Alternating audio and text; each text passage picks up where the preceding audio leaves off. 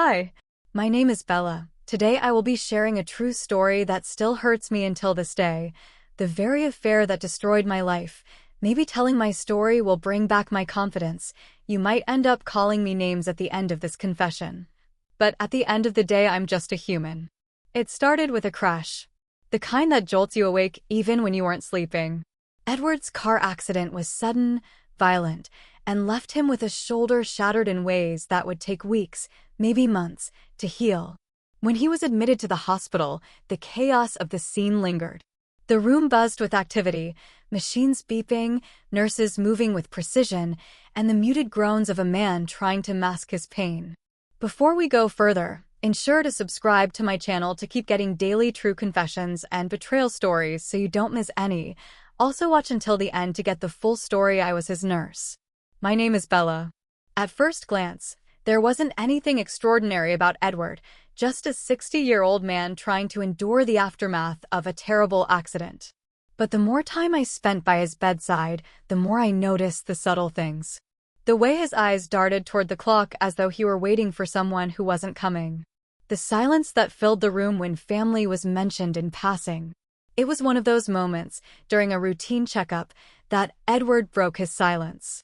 "My wife, she's busy. She probably won't visit for a while," he said, staring past me, his voice flat. I hesitated, unsure of how to respond. His words shouldn't have mattered, but they lingered.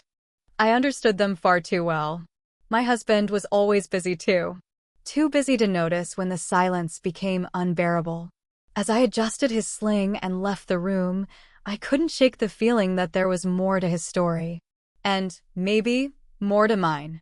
What I didn't realize then was that this connection, this unspoken bond, would lead to something I wasn't prepared for. Something I still question to this day.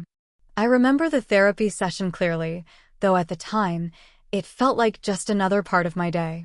Edward was seated in the rehabilitation room, his shoulders stiff and his movements awkward from surgery. He grumbled about the exercises, his tone laced with humor that made me smile. "I feel like a puppet with tangled strings," he said, attempting to raise his arm as directed. "Are you sure this isn't some kind of medieval torture?" I laughed, shaking my head. "It's therapy, not torture. Though some patients might argue otherwise." He chuckled, and for the first time, I noticed something about him beyond his injury. His charm wasn't forced, his smile was disarming, and he had a presence that was hard to ignore. Later that day, I passed by his room and saw him hunched over his bedside table, a pen shaking in his uninjured hand. His frustration was evident, his attempts at writing a note falling apart. "Need help?" I asked, stepping inside. He looked up, his face softening. "Trying to write a note for my wife. It's harder than I thought." I sat beside him, studying the paper while he wrote. Our hands met briefly, and I looked up to find him smiling. It wasn't just gratitude, it was something warmer, something that lingered. Before I knew it, I leaned closer. Maybe it was his steadiness, something I hadn't felt from my husband in so long. Maybe it was the moment itself, quiet and unguarded. Our lips met briefly, and a surge of emotions I couldn't define overwhelmed me. But then reality hit. I pulled away quickly, my heart racing. "I can't," I whispered, standing abruptly. I was crossing a line I couldn't afford to blur. Edward looked at me, his expression unreadable, but he didn't say a word. I left the room quickly, the weight of what had just happened pressing down on me. The boundary between professionalism and vulnerability had never felt so fragile. I remember the day clearly because it started so simply, almost innocently. I had learned from one of Edward's records that it was his birthday, and something about the thought of him spending it alone didn't sit right with me. The hospital was sterile, quiet, and impersonal, and the idea of letting the day pass without acknowledgement felt wrong. So, I stopped by a small bakery on my way to work and picked up a cupcake, just a small gesture to mark the occasion. When I entered his room, he looked up, surprised. "What's this?" he asked, his tone light but curious. I smiled and held up the cupcake, the tiny candle flickering in the dim light. "Happy birthday, Edward," I said softly, placing it on the tray beside him. I couldn't let the day pass without celebrating, even just a little. His expression shifted, softening in a way I hadn't seen before. As I lit the candle and sang quietly, the room felt warmer, less like a hospital and more like a moment of shared humanity. "Make a wish," I said, leaning closer to hold the cupcake steady. He hesitated for a moment, then leaned forward, his breath extinguishing the flame. Our faces were so close I could feel the warmth of his breath, and before I realized what was happening, our lips met in a brief, unexpected kiss.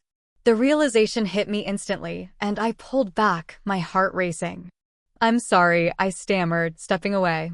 Guilt coursed through me as I thought of my husband, the vows I'd made, the line I had just crossed. Edward said nothing, but his eyes held an understanding that only deepened my conflict.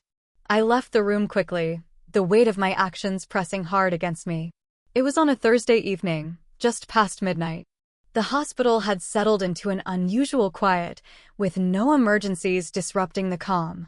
The soft hum of machines and the occasional shuffle of nurses in the hallway were the only sounds. I was carrying out my routine checks, moving from room to room, when I reached Edward's door. I knocked lightly before stepping in. He was awake, staring out the window as the first drops of rain began to streak across the glass. The rhythmic patter quickly grew into a steady downpour, and the room felt smaller, more intimate. He turned as I entered, offering a faint smile. "Couldn't sleep?" I asked, setting his chart on the counter. He shrugged, his eyes returning to the storm outside. "Rain like this, it stirs things up. Memories. Regrets." I paused, unsure if I should press further, but something in his voice felt inviting, almost like he wanted me to ask. I sat in the chair beside his bed, checking his foreline, and he broke the silence. "It's strange, isn't it? To feel alone even when you're not supposed to be." His voice was low, thoughtful. "My wife, she doesn't come by much. Too busy, I guess." His words hit closer to home than I expected. "I understand," I replied softly. "It's hard when the people we lean on aren't there the way we need them to be." For a moment, the rain seemed louder than our breathing. I stood to adjust his blanket, but as I leaned down, his hand he grabbed my waist. I froze, caught in the warmth of the moment. He reached up and pulled me into a hug. It wasn't just gratitude, it was connection, understanding. When I pulled back slightly, our faces were close, and before I could stop myself, our lips met in a soft, deliberate kiss. Just as though we were both possessed, we kissed pretty fast whole time holding each other. Now his shoulder was almost better. I rested on his bed while backing him, then it happened. As he went in from the back, I felt it hard. It was tough. But I loved every second of this moment. I thought it was over and that was the end. I was about leaving when he pulled me closer and did something rather unusual. He guided me to the guest chair and knelt down in front of me. He pulled me closer and did it. I felt myself in cloud nine. This will forever remain in my mind. This day, this moment. It lasted only a moment, but it felt like time had stopped. Reality hit me like the thunder outside. I stepped back, shaking my head. I shouldn't have. He held my gaze, his voice steady but kind. "It's okay." But it wasn't. The guilt was immediate, overwhelming. I left the room quickly, my heart racing as the rain continued to fall outside, masking the storm raging inside me. It had been a week since Edward was admitted, and each day, I saw him push himself harder through therapy. That morning, the session was especially grueling. The exercises required him to extend his shoulder further than before, and though he tried to mask it, the pain was evident in his clenched jaw and labored breathing. "Take it slow," I said, moving closer. His arm faltered, and I instinctively reached out to steady him. "It's okay, Edward. You're doing great." He exhaled sharply, his frustration evident.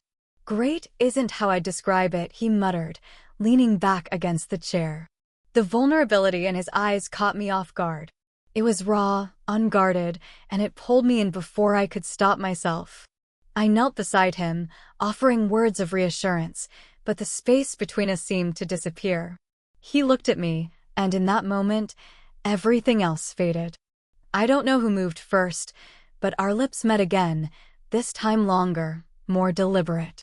The connection was undeniable, and for a brief moment, it felt as though the weight we both carried had lifted. But then the door creaked open. "Edward." I froze, pulling away abruptly as a woman entered the room. Her eyes swept over us, landing on me before shifting to Edward. It was Edward's wife, Mrs. Conway. The air was thick with something I couldn't name, but I quickly stood, reverting to my professional demeanor. "Mrs. Conway," I said, forcing a polite smile. "He's making excellent progress today." She nodded, but the way her gaze lingered on Edward told me she sensed more than I wanted her to. I excused myself quickly, leaving the room with my heart racing. As I walked away, I couldn't help but replay the look Edward gave me before I left. He smiled faintly, and though I didn't turn back, I knew we both carried the same secret now, one that couldn't be undone. The day Edward was discharged arrived faster than I expected. The hospital had been buzzing with the usual routine of patients and visitors, but as I walked toward Edward's room, I felt a knot tighten in my stomach. I knew this would be the last time I'd see him here, and something in me wasn't ready to let go. He was sitting on the edge of the bed, his bag packed and ready. His movements were slow, still cautious after the surgery, but there was a quiet strength about him that made me hesitate. As I approached, he stood up, and we both felt the weight of the moment. "Thank you, Bella," he said, his voice soft but sincere. "For everything. I'm not sure how I would have made it through without you." I smiled, trying to keep my emotions in check, but the words stirred something deep inside me. The professional distance we had once maintained felt fragile now. I helped him with his coat, my hands trembling slightly as I adjusted the collar. Each movement felt like a goodbye I wasn't prepared for. When I stepped back, he turned to me, his eyes holding mine for a beat longer than usual. He leaned in, and without thinking, I kissed him softly, almost hesitantly. The kiss was brief, but filled with so much unspoken emotion that it left me breathless. As we pulled apart, I felt the weight of my wedding ring catching the light. It was a sharp reminder of the choices I had made, choices that felt like a betrayal of everything I stood for. We said nothing as he walked out of the room, but I knew we both carried the weight of that moment with us, a reminder of the boundaries we had crossed. The kiss wasn't just a goodbye, it was the final chapter of a secret we would both carry forever. I sat in my car long after the last patient had left, the evening air cold against the glass. My fingers traced the outline of my wedding ring, the metal smooth, but it felt foreign against my skin. I hadn't noticed how heavy it had become until now. My mind kept drifting back to Edward, to the moments we'd shared. The connection we had, it wasn't just a fleeting thing. It was real, and it had made me question everything. I thought about my marriage, about my husband, and the growing distance between us. Work, responsibilities, routine, none of it had prepared me for the emptiness I had felt in my own home. I had looked for something in Edward that I hadn't found in my own marriage, something that I was too afraid to acknowledge until now.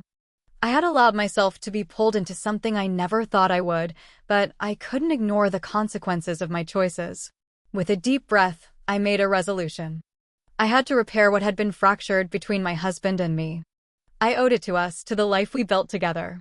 I needed to address the emotional void that had led me astray, to rebuild what had been lost in silence. That night, as I returned home, I was ready to confront my husband and begin the hard work of mending our relationship.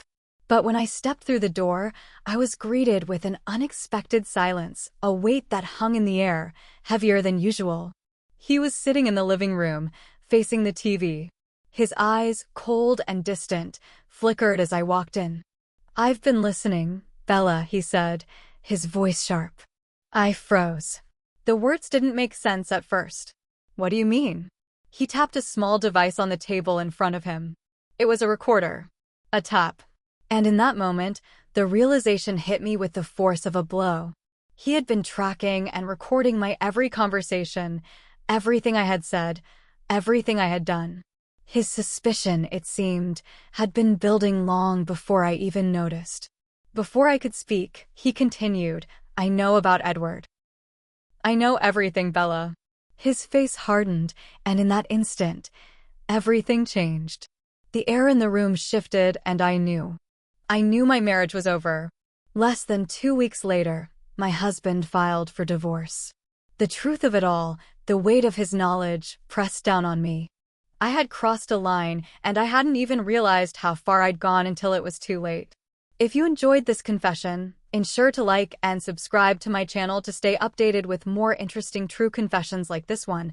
Also drop your thoughts in the comments section. What do you think of what she did with her patient?